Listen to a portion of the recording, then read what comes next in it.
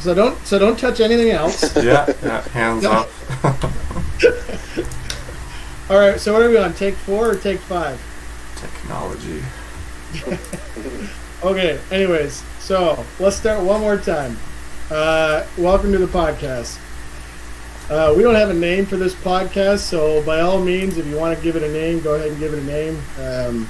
But really what we're doing today is we're going to talk about the King94 tournament that's happening in September in Toronto. And I brought some people with me who are experts in both Sega and Super Nintendo and in the format themselves. They've all placed in the top 3 in previous tournaments. I did not ever place in the top 3. I don't even know if I even placed in the top 10. So they're the money winners. That's why they're here. I'll introduce everyone has probably seen Raph by now, but if you haven't, Raphael Friedman, also known as KingRaph. Hey, everyone. We brought from Ottawa, Ontario, we have Adam Giles, known as BobKudelski 26. What's up? And Mike Capewell, who is also from Ottawa, and we call him smozoma. I don't know how you actually pronounce it, but that's how I heard it. Anyway. And I'm Daryl, and people know me by Halifax on the forums. So what we wanted to do today was we want to talk about the tournament that's coming up in September. We wanted to go over a few key points about some interesting topics about matchup calling and how important that is. How you kind of guys define what would be, in your opinion, the best player in the world and how that's defined. And we'll talk about some of your experiences in the tournament as well. Partway through, we're going to stop, take some questions, if there are any. And at the very end, we'll touch on the rules, format of the tournament as well. And partway through, we're going to also talk about what's new as part of the tournament itself. So I'll first start with Raph. Raph, you've been to the first 2 tournaments. You weren't able to make it to Vancouver, but you placed second in Toronto. You placed second in Las Vegas as well. So talk about that. Tell me perhaps one or 2 moments that kind of stick out in your mind from either one of those Yeah, tournaments. thanks, Daryl. I think about the NHL 94, King94 tournaments. Toronto was the first one, and that to me is always a special one for me. One, it was really meeting a lot of the people that I've gotten to know over the years on the forums, playing hundreds, if not possibly thousands of games versus all these folks, and then really having that first live tournament and meeting everyone was a real surreal experience. But it quickly, we all met at a hotel and started just playing some exhibition games. And within, I would say, 10, 15 minutes of, I don't want to say awkwardness, but, you get to meet someone, you have a quick conversation. But then once you coalesce around the NHL 94 game that we all love so much, it was just great. And to me, that was a special moment and that I'll never forget. And then every subsequent tournament, whether it be at King 94 in Vegas or some of the regional ones, it's by far my favorite moment is to escape for a day and play some video games that we love to do, and talk about it with other people who share that same passion. Any particular opponent that you had or a matchup that you had, other than the time that you swept me 2-0, that you can remember? Going back to Toronto, what was interesting, there was a lot of people on the Sega Genesis side that were extremely good, and I had lost a couple games to a guy named KG Man or Kareem, and in fact that's the only guy I lost to in Toronto. And it was a double elimination format, so he ended up losing 2 games to me. I lost 2 games to him. We met up into the finals, winner take all, and he's a Winnipeg Jets fan. I'm a Rangers fan, so I remember calling that matchup Rangers Jets, thinking he would take his Jets. He ended up taking the Rangers, and I just remember losing that one and feeling really happy that I finished second because it was a very tough field, but also extremely disappointed coming so close. So that one sticks out at me. And then subsequently in Las Vegas and in some of the Edge of 94 tournaments in Green Bay, playing Angry J 93 or Greg, I've played him the most now. He's another one who shows up to the online tournament and is an elite player. And we've gone, back and forth on victories. So I remember a lot of those matchups as well. And you mentioned KG, man. I was hoping that maybe he'd make it to Toronto, but I guess he's going to be in Argentina or Chile or something like that at this time. I'm very disappointed about that. I know, so we're not going to get to get him. Adam, BobKudelski, he has participated in Toronto. He was also there in Las Vegas. Couldn't make Vancouver, but Adam, you finished third in Toronto. You finished second in Las Vegas. Tell me any particular thing that stands out from either one of those tournaments for you. The tournaments were awesome. Like Toronto, just to meet all the guys from the forum was cool. But the most interesting thing was these people who are unknowns to us online that show up and win the tournaments, at least on the SNES side. You had Mikhail in Toronto, and then you had Jamil in Vegas, and then his buddy Kevin, I think it was, in Vancouver. Yeah. So like when I headed to Toronto, I thought, oh yeah, I had half dozen guys in my mind that I thought had a good shot at winning, and it wasn't any of them. It was Mikhail. So that was kind of interesting. Vegas, I signed up like 2 days before the tourney because I had a 3-week-old at home. I ended up sleeping on a cot, like a metal cot, in Anitar Oliver's room there. And that's my excuse why I finished second. Well, it's too bad you couldn't have made it to Vancouver. I think that would have been a lot of fun, but I know that you're going to be coming to this one as well. So it'll be good to have you there. Smoz, you finally cracked the top 3 in Vancouver. You finished third. You've been to all 3 now. Tell me about your favorite experience from either one of those tournaments. Yeah, I think, well, for all of them, it's great to see the people, especially meeting them. I don't know, we've gone through this a few times, so I don't know if it was said so people could hear it, but yeah, we rented that suite room in Toronto, and meeting everyone for the first time in that suite playing games, so it was pretty fun. I know in Vegas was pretty great too. It's kind of tough playing both games in the same day, but in Toronto this time we're splitting them up into 2 days, so that'll be pretty fun. And Vancouver was also good. Finally cracked the top 3 there. Raph wasn't there, so that helped. Yeah, looking forward to the next one. Nice. So, well, I appreciate the feedback there. I want to give a shout out to Smoz because he's actually helped out quite a bit, helping to organize this tournament over the past couple of years, especially in Vancouver. He basically ran the entire Sega side while I was doing the Super Nintendo side, and then this year he's been a big impact and kind of helped me hash through some clarifying rules, working on the format, working on the schedule, and everything else. I just want to talk a little bit about how this tournament got started. So Mikey McBrien's not here. For those that don't know who Mikey McBrien is, he started this tournament back in 2015. What he was doing was he was working on a documentary called Pixelated Heroes. And his goal at the end of that was to find the best player at NHL 94 in the world. So he'd hosted a tournament at Real Sports Bar in downtown Toronto, which is right near the Air Canada Centre or whatever they call it now. And we had 128 entries in for that, and it was quite an event. Now I wanted to see if he could actually make it here tonight, but he is working on a YouTube series called Plane Savers. What Mikey did was he bought a World War II plane that is out of commission currently, and they are fixing it up to fly it on D-Day for the 75th anniversary of D-Day. So that's why he couldn't make it here, because he's been going nonstop, all that.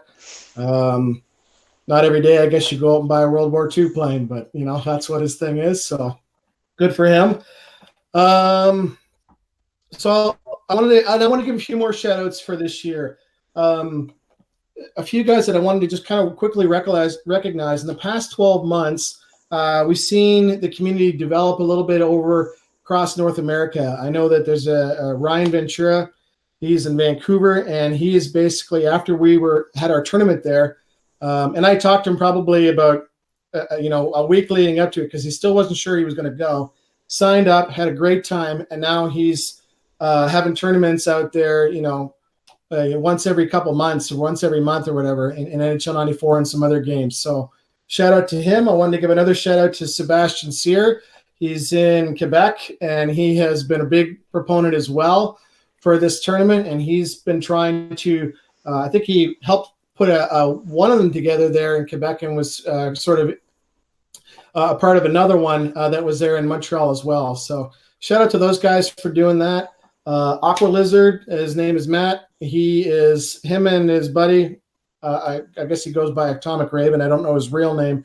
They have been in Toronto and kind of doing some of the legwork for us in Toronto. They went and visited the venue just yesterday, actually, to check it out and kind of give us some feedback on it. So I'll talk a little bit of what's new this year in the tournament itself. We're going to Waves e-Gaming. It's a brand new facility. I think it just opened up in the late fall 2018, and it is designed for esports. So it's a 13,000 square foot facility. And when I first kind of reached out to them, because when I looked online and saw all of the computers, I didn't know if this would actually be a fit for us or not. But they told us that they have a Smash community there who play on the old CRTs. So they already have 20 or 30 CRTs there, which is perfect for us. And it's just a matter of us sort of getting the systems that we need. But sounds like we'll have enough televisions, which has always been a challenge no matter where we go. What else is new? We're going to be using a different website this year to help facilitate payments. It's called smash.gg, which will require each of us to make an account as part of it to log in and be able to register for the tournament as well. And it was interesting. I didn't know much about the smash.gg until I reached out to Waves e-Gaming, and they told me that we should be using it. And I actually just thought it was for Smash only, but they cover every type of competitive video game tournament. So it's very intuitive. I think it'll be good for this going forward and make things kind of a lot easier for us. So I wanted to talk about a couple of our new tournaments and get your guys' thoughts on it. We are doing a second tier tournament, you could call it. And Mikey gave it the name Duke of 94. So what is that tournament? So we have our King of 94 tournament, which is for all the players who consider themselves the best in the world. That type of tournament is not going to change. But the Duke of 94 tournament is going to be for those players that perhaps may not be as a skilled player, or they like using their own team, which I get that a lot. After every tournament, there's always a bunch of guys that email and says, why can't we just use our own team? So this will allow you to do that. You can use any team you want other than the all-star teams. There are everything is turned off, so there are no penalties, no offsides, no line changes, and it's going to be automatic goalie as well.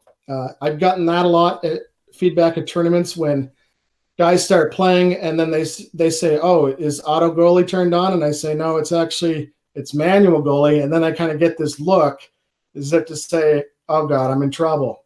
So we want those players to be able to come and compete in this and enjoy themselves. And so we thought that's why we're doing this. We added a second tournament for the guys that probably would not consider coming otherwise, but still like playing the game. I know that probably none of you guys will compete into this, and I can't imagine why you want to, but I'd love to hear your thoughts on it. I guess I'll start with Adam. Yeah, so we can't enter both. Good question. No, you can't enter both. They're actually going to be run at the same time, and we don't want people playing in both of them anyways, because I think that the guys that played in King of 94, if they played in the Duke of 94, you'd probably see close to the same results in the end. So the idea is to kind of separate the two out.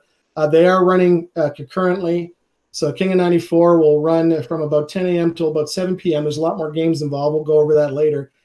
And the Duke of 94, I think we have it starting at about 11:30 and ending at about 4:30. So a much shorter tournament, less games, but a smaller price. Okay, I get it. No, I just want to play. So more NHL 94 is good. So I was like, Yeah. I guess they're both, but that's fine. If you're there both days, you can play. You can play in either one on either day. Oh, nice. So if you decide to come in early for your, because you're going to be playing the Super Nintendo one on Sunday as an example. If you decide to come in early, and you wanted to play in Sega on Saturday, you could play in the Duke of 94 on that one, and then play in the King of 94 on the Super Nintendo one. For anybody that's watching that they wanted to do that, it's just that you cannot play on the same console at the same time. Yeah. Raph or Mike, what are your thoughts? Yeah, I'll go. I love this idea. It's sort of what I said earlier. A lot of times we structure the day. It's a tournament, right? But ultimately, I think the best part of the day is really just hanging out and having fun and playing games. So I think this Duke of 94 recognizes that and it says, at least come out and hang out and play some games. And it's not going to be, you don't have to be anxious or intimidated by a tournament format or I'm playing the best. I'm not comfortable with manual goalie. So I love it. I think it's a great idea. And I'm excited to see how that unfolds. And I might actually play in the Sega one. I thought about playing in the Sega King of 94, but I just can't compete with you guys. So I might play in the Duke, or I might just step aside and just kind of run the Sega one the whole day, anyways. Yeah. Michael, what do you think? I'll probably just do the Sega, not because I don't want to play Super Nintendo, but I think being able to manage for a day instead of being distracted. We good. Yeah, I like the idea of the Duke tournament. There's a lot of disparity in skill level, so it's good to let guys who are, maybe they haven't played in 20 years, they don't want to come in and just get smashed. I feel like they can just come in and play some games. Maybe some guys will feel like they want to graduate, or maybe they'll just enjoy that rule set every year. Yeah, and one thing I thought of it too is that I know that there are some really good players that come and they always bring their buddies who may not be good, may enjoy the game, but may not be as good at the game and still kind of want to play. I think that this is also a good option for them to play in the tournament as well. So I think of the Vancouver guys. There's Jamil and Kevin who, and Chris who are elite players, but maybe they have some buddies that kind of wanted to come. But may not be as good, but this gives them an opportunity to play in it as well and just play in a different format on top of that. I'll just pause there for 1 second, just see if there's anybody that has any comments, questions. Have you seen anything, Michael? When are we doing an offsides and line changes tournament? I think that was a joke, though. But Sorry, what is it? Michael Sirocco was asking, what about offsides and line changes? But he's JK. Michael. So. I knew that he would ask that question because he loves offsides. I think it's fun. You know what? The offsides is always an interesting question. I think line changes is for a 5-minute period game doesn't really. There's not much there. I mean, a 5-minute period game, you might have 1 or 2 changes in that whole period, and it's kind of insignificant. But which probably has more of a factor in a 10-minute game or even a 20-minute game if you wanted to do that type of tournament. Offsides, I did a poll probably about 6 months ago, and we had about 250 responses, and it was close to 70% that didn't like offsides. So we've kind of stuck with those rules. I get that some people like it, and I also understand the strategy of it as well. It's a lot more intuitive because then you're focused on things like knocking the guy offside just to get a whistle and whatever. But we've kept it out because we want to keep the games going a little bit quicker. Obviously, the AI in the game, as you know, is not very smart. And then sometimes they just get stuck behind the net and nothing you can do. So you have to go offside just to get the whistle. So things like that, I think people find kind of a little bit frustrating, but good question. I figured that he would ask that. So. There was a question on Twitter, a guy named Neil Bierman, and his question was, will Felix be starting in net? I guess so. That's the answer to that. And I'm assuming he's talking about Felix Potvin, but anyways, that was kind of a random question out of the... It'd be a good idea to that start we had. Who's the backup? Poopa? I got another one here by text. It's from Raph Friedman Jr., It says, "Do you guys make any money off this? P.S. You don't pay my dad enough." So, well, I'll answer your question, Raph Jr. No, we don't make any money off this. We never have, never will. If anything, I know that Mikey has spent put some of his own money into it at times to kind of help out, because that's the kind of guy he is. But no, we don't take anything home from this. If anything, it's a break even, or we just, I've seen him put in a little bit of his own cash to buy some extra prizes or whatever. So that's kind of the guy he is. But I told him this year, it's like, no, Mikey, we're going to break even no matter what. Okay. So, but he's just been a generally good guy over the years, that he just likes doing those things. So in terms of fees, I should go over that now so that you can understand how the fees work.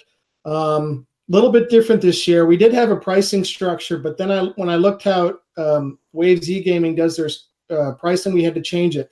So they charge a venue fee. It's $15 plus tax, which I think works out to about $17.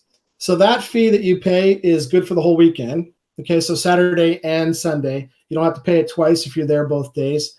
And then after that, it's per tournament. So the King of 94, we just made it an even number. It's $50 for the King of 94, whether you're playing in Sega or whether you're playing in Super Nintendo. And then it's $15 for the Duke of 94. And what we're also going to talk about, our King of Jam tournament, that's also $15. So the reason why it had to get broken up is because the prize money that we get, that can't be taxed. That was the first thing when I saw the contract. I was like, okay, wait a second. They're charging tax. How's this going to work? So we had to, when you register, you'll understand when you look at it why there are two separate charges. So you're going to be charged a venue fee for the weekend, and then you can register for whatever tournament you want that you can compete in as part of our structure that we have for the whole weekend type of thing. So, and I think as well, Smash will probably charge like a 1 or 2% fee, facilitation fee for the payouts. So when the payouts happen, there is no, like all the money that we're collecting for the payouts, that goes directly to the payouts. So the entire $50 that we collect as part of that for King of 94 goes right into the pool of money. And then at the end, it's dispersed out to the top 3 players is what we typically do. So I'll move on to the King of Jam tournament now. And this is something new that we want to start this year. And I'll give a quick shout out to a couple of guys. One guy known as Green Magic, and the other guy is Retro Sports Gamer. They are big NBA Jam tournament edition guys, and I relied on them just to help me with some of the rules. I kind of had a basic layout of them, but got some feedback from them to say, hey, you know what, you want to tweak this, and you want to tweak this for these reasons. I said, perfect. So we made some changes as part of that. So thanks to those guys for that.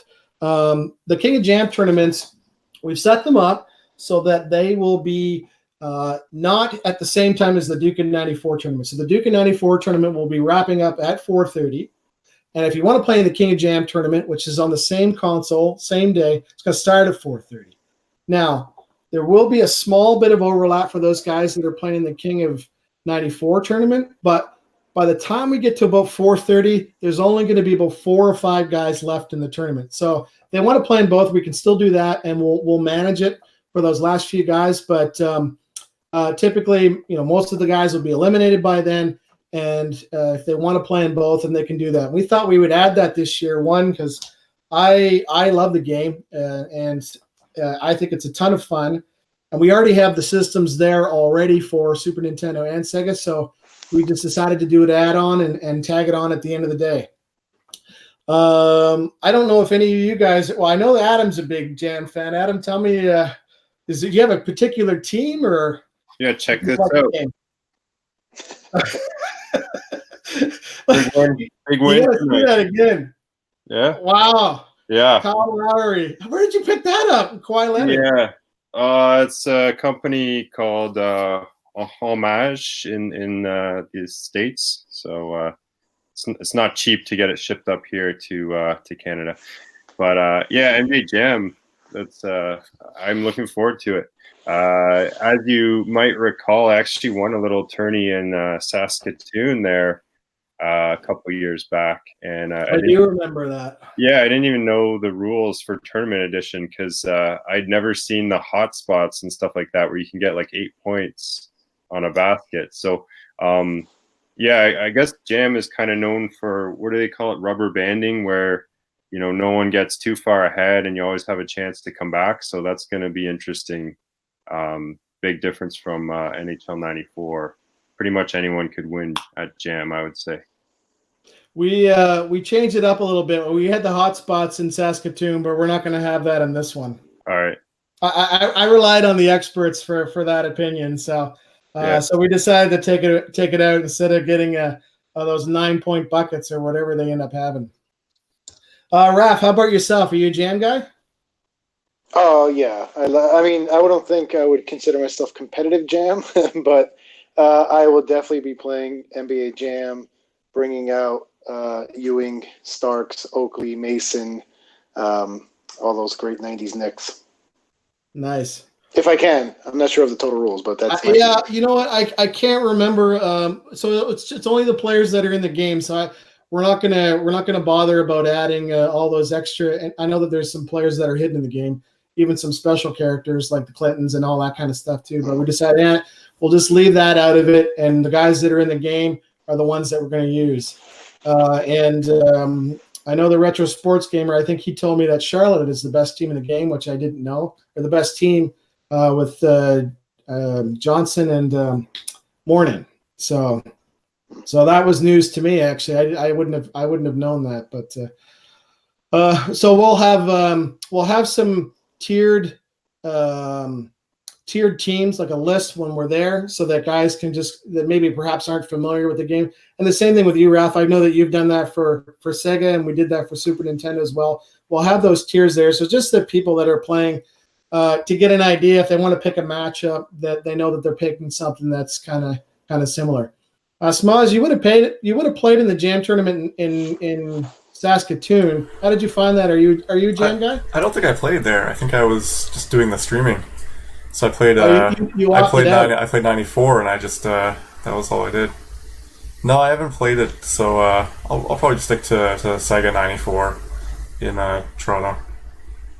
Okay. I'm going to go over some format changes with you guys, but before we do that, I'll just check in with Smoz. There any questions, any comments that you want to share from the Facebook? Let me look here. No, I don't think there's any new questions.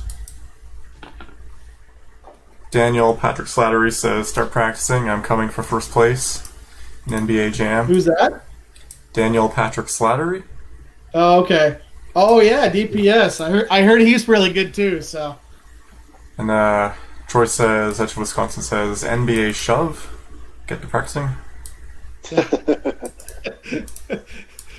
Yeah, I guess that game is just trying to create as much damage as you can. You can check each other, right? So, I'll just do a few quick FAQs as well. So, refund policy, there is no refunds, but you can transfer your registration if something happens. So, and we've run into that a few times where usually what ends up happening is if somebody can't make it, they're always sending somebody in their place. So I'm usually getting a call that morning or a text that morning saying, "Hey, I can't make it.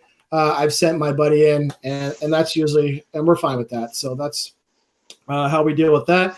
Another question here. This one was from, this was sent in through Discord. It was from Hockey Fan, I guess his name is. He says, "Can I register for both Super Nintendo and Genesis? And if I can register, can I register 5 times each?" So the answer to him is no, you cannot register 5 times each, but yes, you can play in each tournament. And how is the prize money to be divided? So we do an approximation. What Mikey has always done is he says it doesn't really matter how many people register for the King of 94 tournament and the Duke, and we'll do the same thing for Jam. What we do is we pull the money into sort of one pot. So even if one system has more players, that's not really that important to us. We pull it all into one pot, and then we kind of divide it in half at that point. And then the first place usually gets around 60% of the prize pool. Second place is 30%. Third place is 10%. And the reason, and if somebody's asking why that is that Mikey's kind of always liked the idea. He said, you know what, if you're registering for the tournament and you happen to see that one side has got like 50 players and the other side is 25, maybe you might be better at that one system, but you might change your thought and want to register for the one that has less players to give yourself a better chance to win. So that's kind of how he looks at it. In the first two tournaments, we actually had almost the same amount of players anyways. We had 64 on each side. In Toronto, we had about 30 on each side in Vegas. Vancouver was skewed a little bit. I think there was 40, 45 on Super Nintendo and 32 in Sega. But anyways, that's how we divide it. And we'll do the same thing for the other two tournaments as well. So keep that in mind when you're registering. Hotel discounts.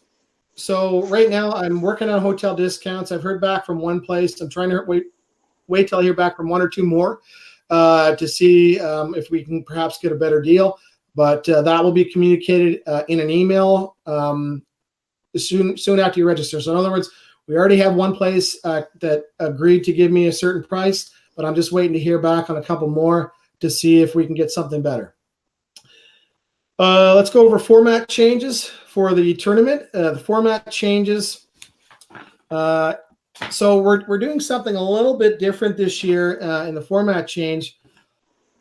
If we have the time, and right now we're allocating that we have enough time, is we're going to do best of three all the way through the double elimination. So before it used to be best of three, or sometimes it was just best of three single until we got to like the final 16 or the final 8 or something like that. We're going to do best of three, double elimination all the way through for the King of 94. And when we get to the final, it's going to be a best of 7, but the winner's bracket's going to have a 1-0 lead into that tournament. So if you're in the winner's side, in the last match, it's a best of 7, and you've got a 1-0 series lead before the series starts. We're also going to, so it's still going to be 6 games for the King of 94 tournament, 6 games round robin.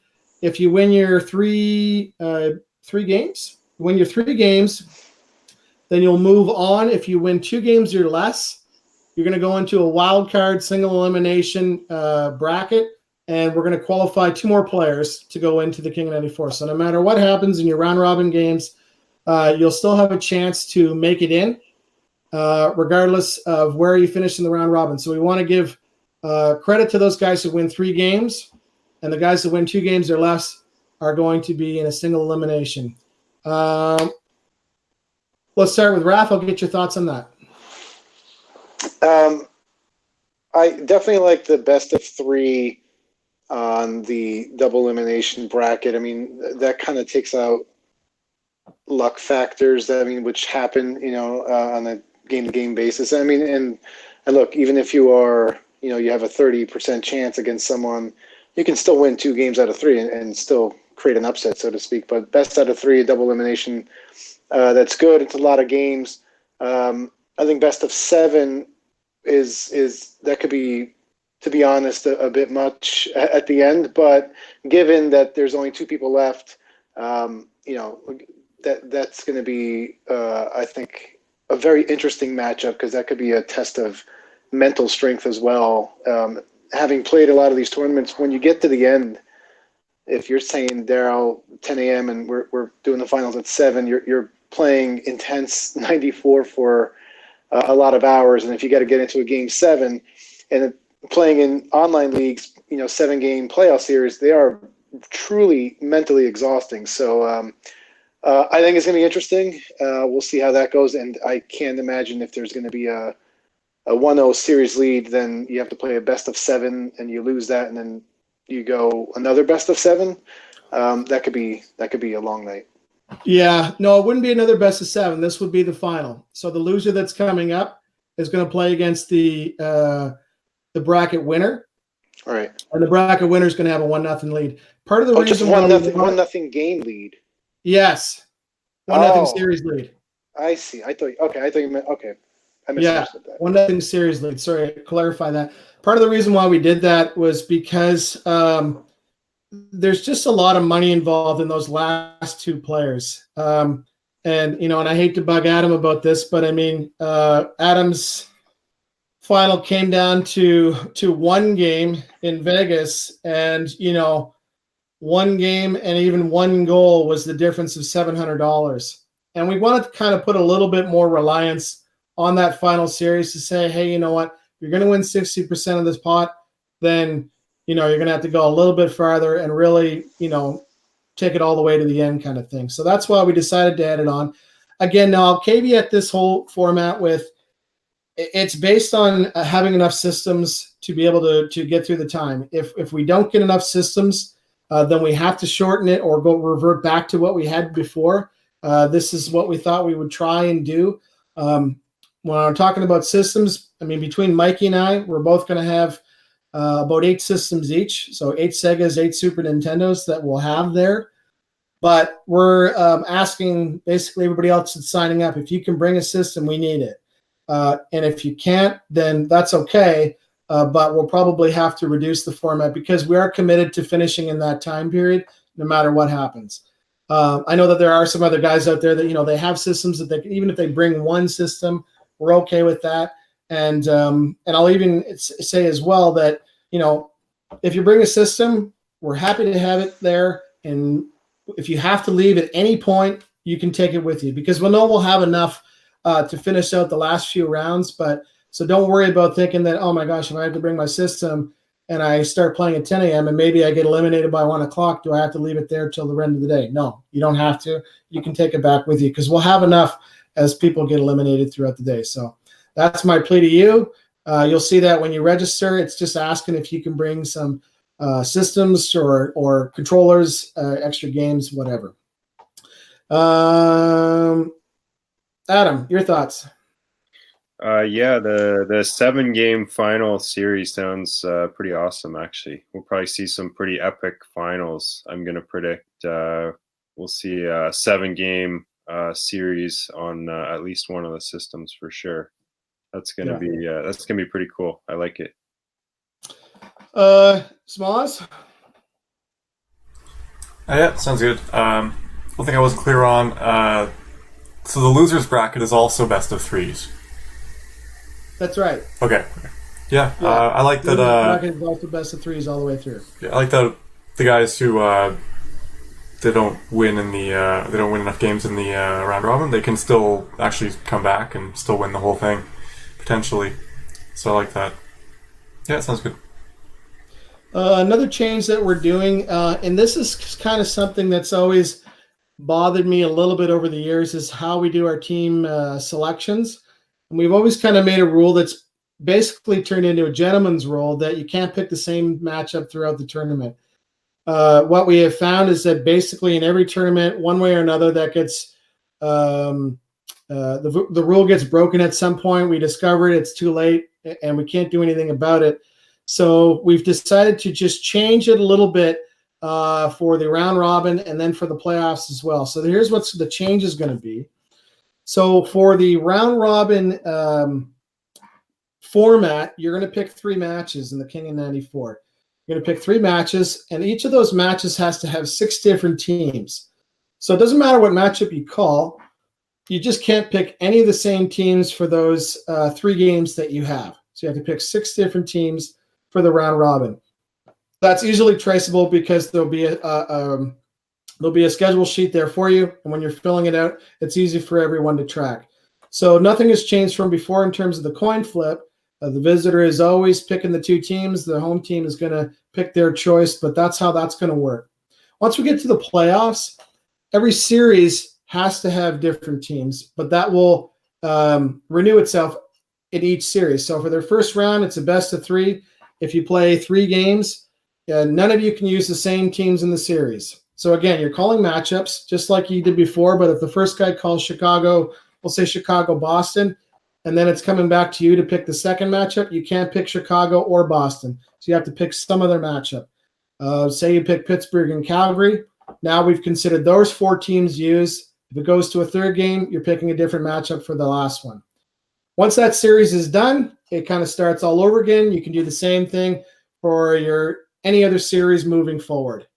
So hopefully that makes sense there. But we figured that is probably the easiest way to get rid of this. Trying to remember which matchup you called in round 1, because what we were running into was Some guys were picking the same matchups all the way through, and then they'd say, "Oh, I thought it was because I was playing a different player I could do that." And I'd say, "No, that's actually not how it was." So we don't want that to happen again. And we just thought we would kind of eliminate this so-called gentleman's rule and make it that way for the rest of the tournament. I still think picking matchups is important, and we're going to talk about that shortly. So first, I'll get your guys' thoughts on the change. And then I'd also like to hear about how important it is to you guys when it comes to picking matchups. Smoz, if you're okay with it, I'll start with you. Yeah. Actually, in the first Toronto tournament, I accidentally picked the same matchup twice in I think the final 16. Oh, shame. I know. Yeah. So whatever is easier. Like I like that. It's good to. I like that we don't just pick the same team all the time. We aren't just I'm Chicago every time, but yeah, it's just easier. You don't have to keep track and accidentally pick the same thing again. So it's easier. Whatever's easier. So how is it? Does picking matchups, is that important to you at all, or do you just say, hey, you know what, every time I'm just gonna pick what works for me, or do you ever think about who you're playing? I think I know when I played AJ, I just picked the slowest teams. So yeah, sometimes if you know people are gonna play a certain way, you'll try to pick something. But I guess I'm not too strategic about it usually. So you said that you pick slow teams when you play AJ. If I ask you why, is that giving away a trade secret? No, I think it was just I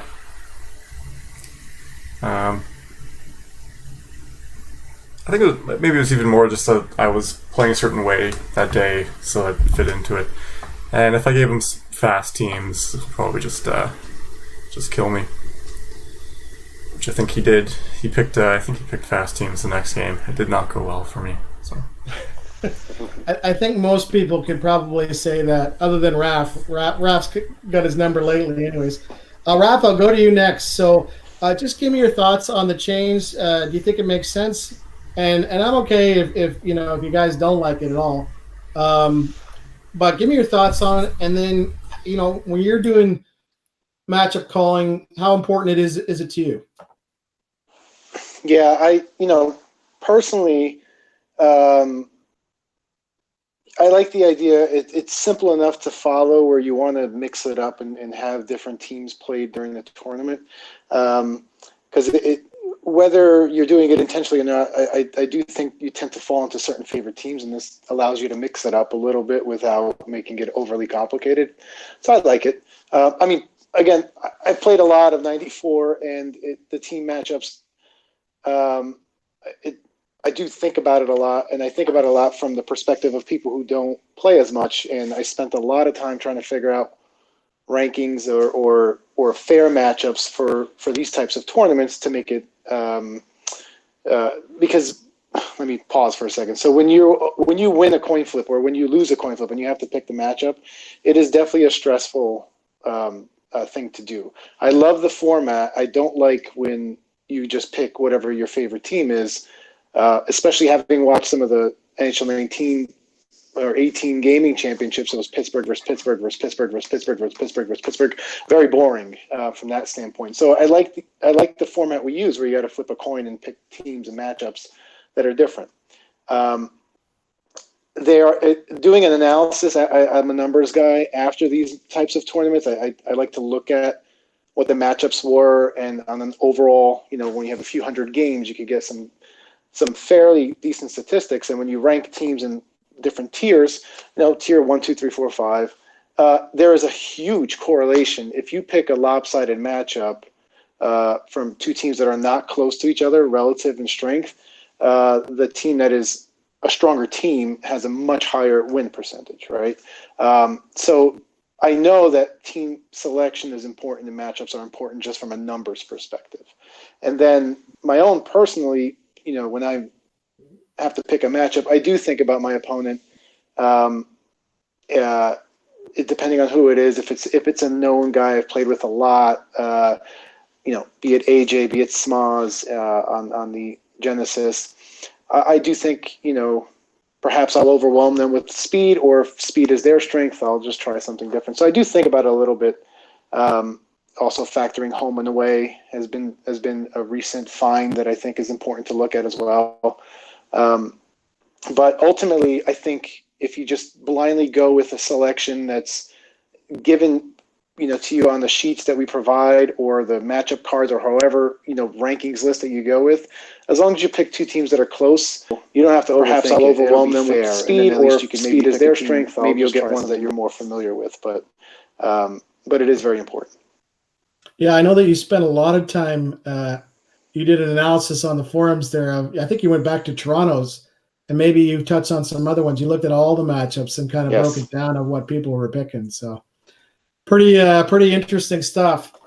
And you talked about fair teams. So I'm going to go to Adam now. I remember this in Vegas where you called a matchup in the finals, I think it was, or maybe it was you were playing Jamil for sure, and I think it was Devils Rangers, if I'm not mistaken. And I thought to myself, wow, what a call that was. Like, 99 times out of 100, that guy's. Wow. Did I do that? I think that you did. I think I may have even criticized you on the stream for calling that matchup. And the thing was, you end up winning. So you clearly know something more about the Devils than I do. I don't know if it was the Rangers, because that would have been stupid. But I do like the Devils. It was a significant difference. I remember that though. Yeah. I have to go back and check. I thought it was Rangers Devils, but anyways, you ended up winning that game. I do have regrets about that sort of series, if you can call it that, though. I called Montreal Quebec, and in retrospect, I never liked Montreal. I never played with them, and I always used to do seasons with Quebec. So I didn't really think that one through. So I guess my tip is kind of you have to pick teams that are as even as possible. Don't assume that you're going to get one or the other. That's just stupid. So you have to picture yourself, if I get Montreal as the away team, am I comfortable with that? And don't overthink it any more than that. But I guess I like the old rule in principle about never picking the same matchup twice. But I know it was hard to track and wasn't really enforceable. So I'm glad that you guys switched it up a little bit with the tweak, so it kind of resets for every new opponent. I think that's going to be good. One thing that's kind of interesting, if you do have a 7-game series, does that mean we're going to see 14 different teams out of 20? You're going to see, well, it won't be 7 games because somebody's going to have a 1-0 series lead. Okay. So at maximum, you're going to have 6 games, so you'd see 12 different teams. That's right. All right. So we might see like Ducks, Sharks, or Islanders, Whalers, or something. That's cool. You could. I mean, there's still quite a few. I think most people would agree that, teams ranked 70 and up. I think there's, if I'm not mistaken, 16 in the game or somewhere close to that. 14 or 16 teams that are in the 70s. So there's still quite a few good teams to pick from those matches too. But if you want to go in the 60s where, you got Philly, St. Louis, or you got Hartford, the Islanders, or something like that. I mean, I guess I'm talking Super Nintendo side. Yeah. Those matchups might not make sense on the Sega side. I'm not sure, but I think there's a lot to pick from there, and it adds a little bit more into that final so that guys really have to dig into a few more teams to win that championship. Smoz, I'll just take a quick break while you're looking through the Facebook. I'll do some FAQs, and then just let me know if anybody has any comments or questions from the chat. So I don't see anything in the Facebook. So there's no questions there. One thing I was thinking with the new rule where you can pick the same matchup against different people, are we going to have a case where people just pick the same matchup every single round for their first home game? And are you talking about the round robin or the playoffs? In the playoffs. And is that maybe a problem? As long as they could, if they could pick the same matchup if they won the coin toss every single round. But if they didn't, If they lose the coin toss, they could pick the same one every single round. But if they didn't, and the other player picked one of their teams, then obviously they would be stuck, and maybe they wouldn't want to take that matchup again. Yeah, that's probably like the. Well, what do we think? Is that something that we don't mind? That say I just pick Islanders, Devils every time because I like both teams, and then yeah, I guess does it give the home advantage even more of an advantage because you can pick a very customized thing and run with it. I think in the end that ultimately you're picking, no matter what happens, you're picking two of the same teams. So regardless of what ends up happening in the end, two of the same teams, two similarly skilled teams are going to play against each other. And so on the end of my mind, I'm okay with that. And you're right, that could happen where somebody may just call the same matchup each time. But again, if the other guy calls a matchup first and takes out one of their teams, then that might happen as well. But for one game, I'm not too concerned about it. It's still a best of three. The best player will usually come out on top regardless. Excuse me. And I just think this is just an easy way to kind of get rid of the whole trying to remember matchups all the way through. So yeah, it's definitely a lot easier. It seems like it hasn't really worked that well. And I don't know if any solution is a perfect solution, but I think this is one that's perhaps something that can kind of get rid of that was there before. I'll just talk about a few more FAQs here. So it was kind of interesting going back to what Adam said too. Like we always say, if you've never played before, do you have a chance of winning? Well, our first tournament, at least on the Super Nintendo side, guy who never played online before came out, won the whole thing. Same thing happened in Vegas. Jamil was down there for his, I guess it was like a stag party or something like that. They signed up for the tournament. He never played online with us before, and he won. So I always think that there's somebody out there that is not entered one of these tournaments that's going to happen again. I don't know if it's going to happen on the Sega side or not. That seems to be kind of if Raph and AJ show up, then for somebody to take, we know KG Man's not going to be there, but if somebody can take those two down, that would be a sight to see. I'm not saying it can't happen, but we've seen so far.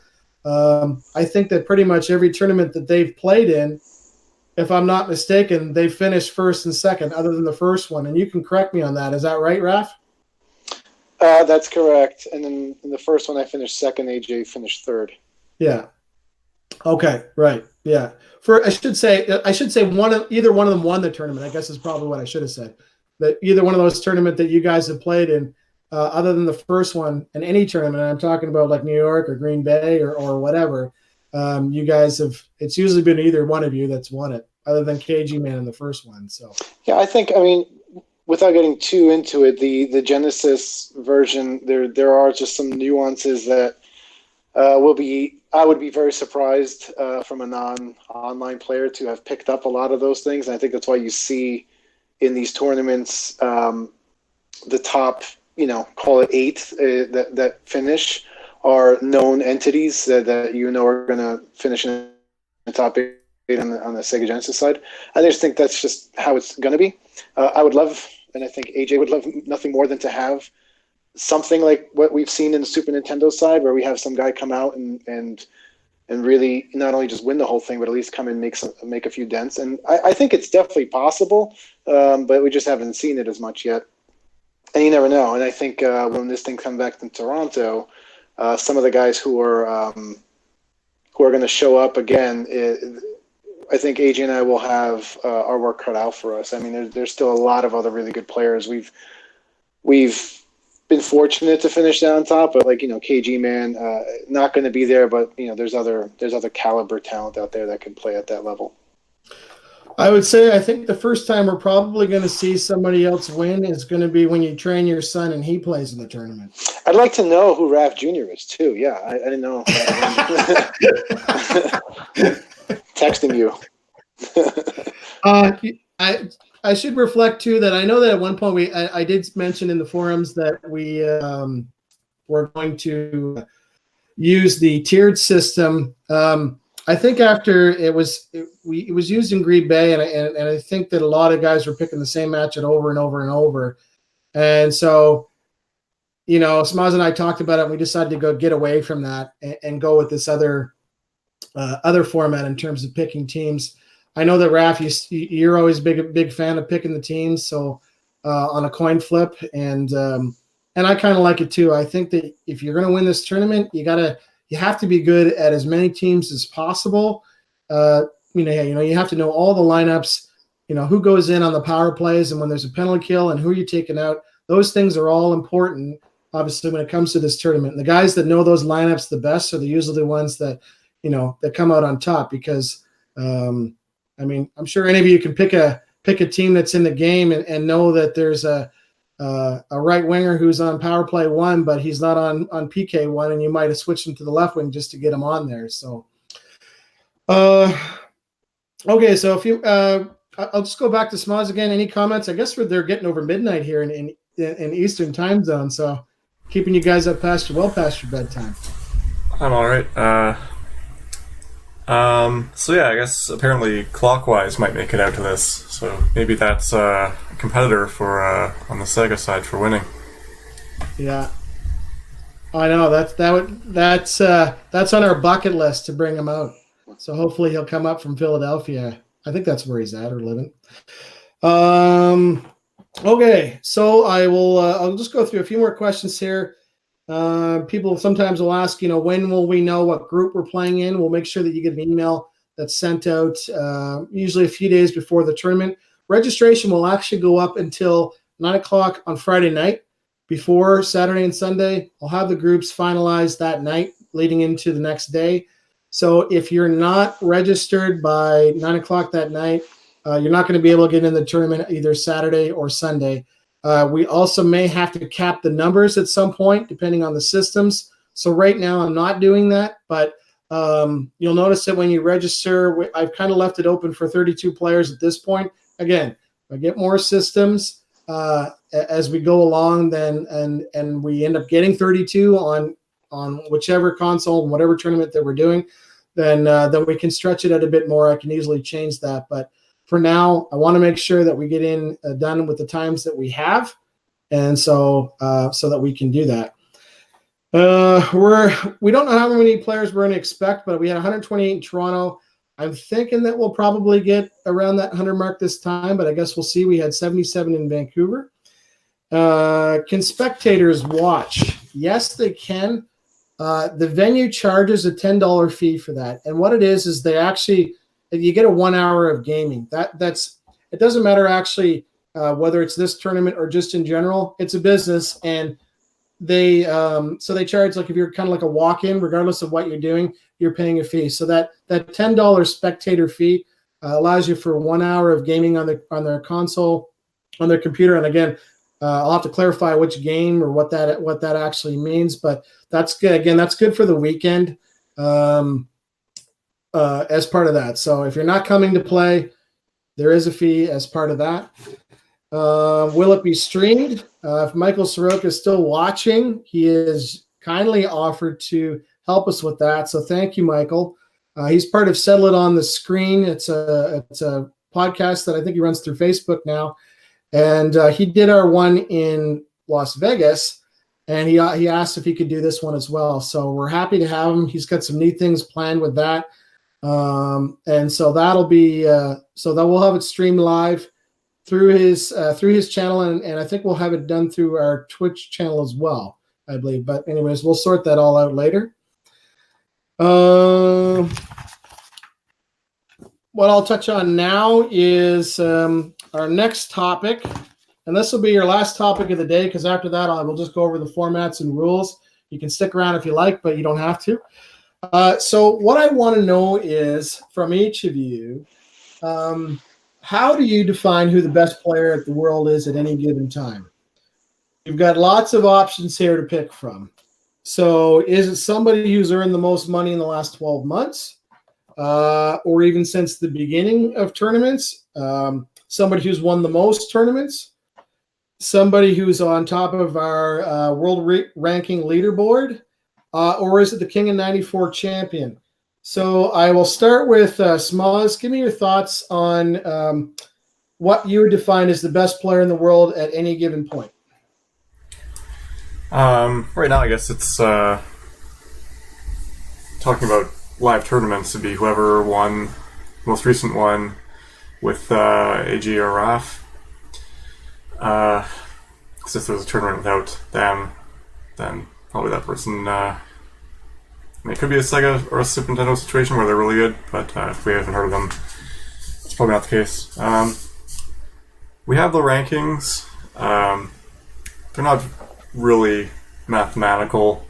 I would like to get us onto the Glico system, which is it'll handle head-to-head matchups. It'll also handle the uncertainty factor. So say someone's new, they'll have a certain ranking or a rating, but also an uncertainty factor. So if we can get on that and import all our old matchups into that, we can get a really interesting list of rankings.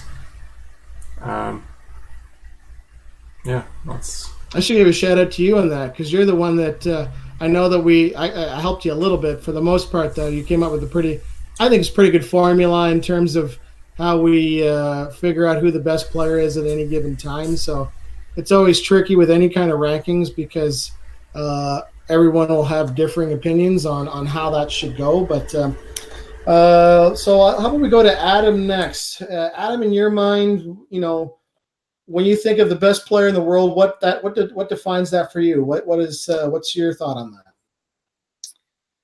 Yeah, I guess you guys have some rankings on the site that are pretty good, but I find there might be a little bit too much weight on the most recent tournament. It should really look at the King of 94s as a whole. How people have performed. So if they only performed in one and they did pretty well, I don't know if that means that they're like a top player or they had one good tournament. It's hard to say.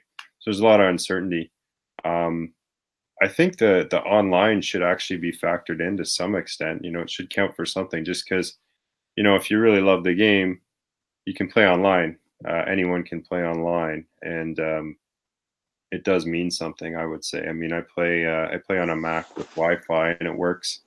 So it's available to anyone to play. It's basically an ongoing tournament worldwide. So I think that should factor in as well. So, some mix of all the King of 94s and to a lesser extent, some online play and any of the satellite tournaments too. Who's your toughest online player? Oh man, right now it was Schwartz actually. If you know Schwartz, he was in Toronto wearing a sailor's hat, so it was hard to miss him. But he was in the finals with me online recently, and Game 7 was up 3 goals with a minute left, and somehow I tied it and won it in overtime. So wow, he was playing unreal, and I don't know how I pulled that off. But usually it's Oliver Anatar. He's unreal. He's probably, in my mind, he's the best player on Super Nintendo. It just hasn't worked out for him at the tournaments. I think he's finished like second and I don't know, 4th or 5th or something like that. Yeah, he finished second in Toronto. I can't remember how he did in, I think Vancouver. I think he was top 5, top 6. Probably the same in Vegas as well, but I'm not exactly sure on that. So I think he's going to win one of these days for sure.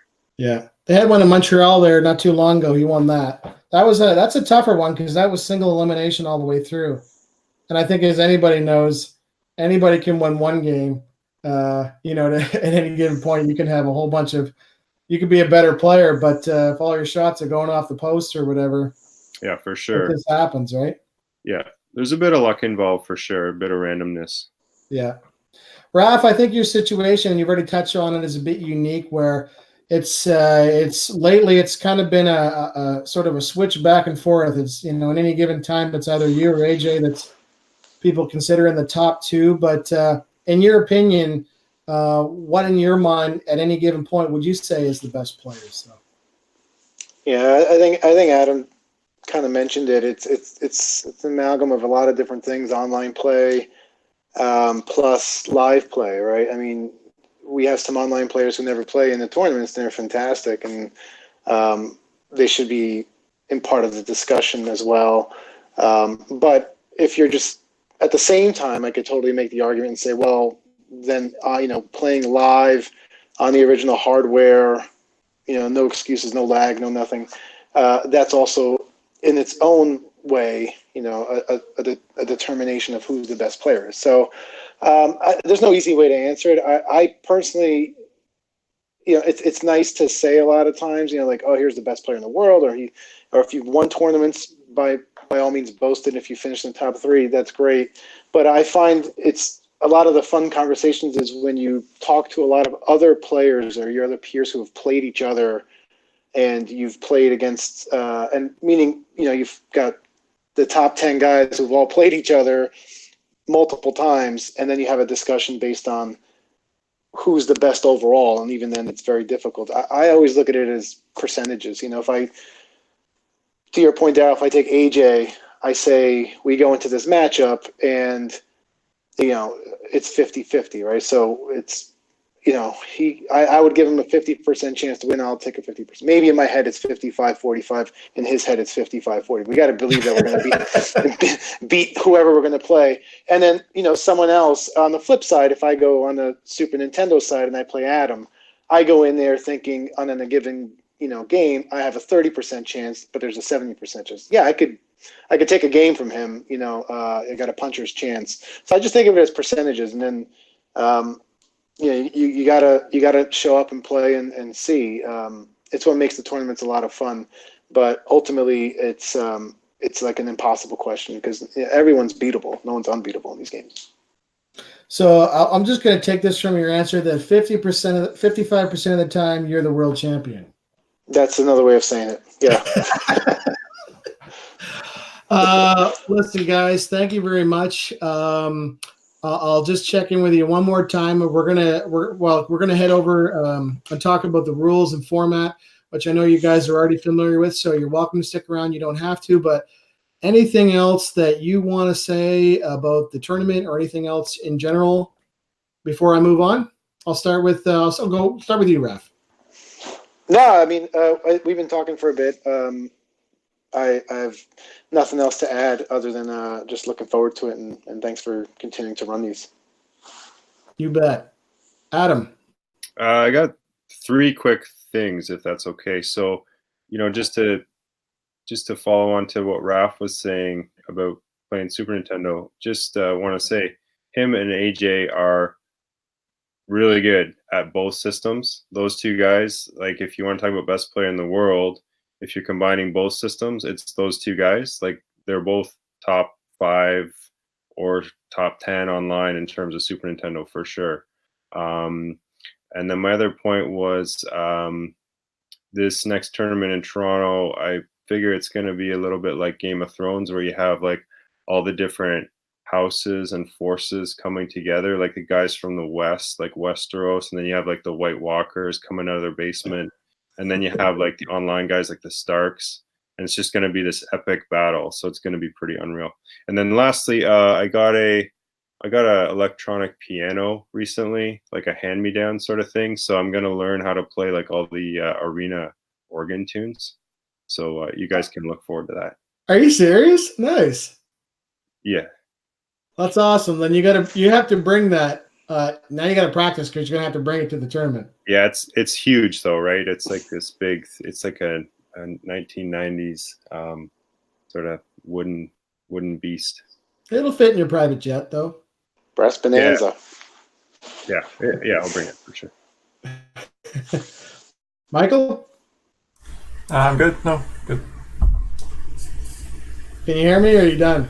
Yeah, no, I got nothing left. Okay, guys. Well, thank you very much. You're welcome to stick around if you want. I'm going to go through the tournament formats and rules because I want to be able to use this so that if people are watching and they're reading it online, this might help provide some clarity so that at least on the day, I have a lot less explaining to do when it comes to the rules, because on the day I don't really want to spend much time on rules or format. I just kind of want to get right into it this time and kind of be good to go once everybody's all registered.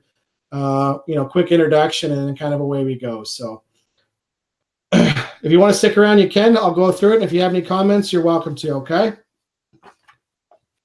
All right. I'm out. It's late here. Peace. See you, Adam. Thanks, Daryl. Thanks, guys. I'll do the same. All right. Good night, everyone. Yeah, I'm just I'll keep monitoring this, but I'll be out of the room for a bit.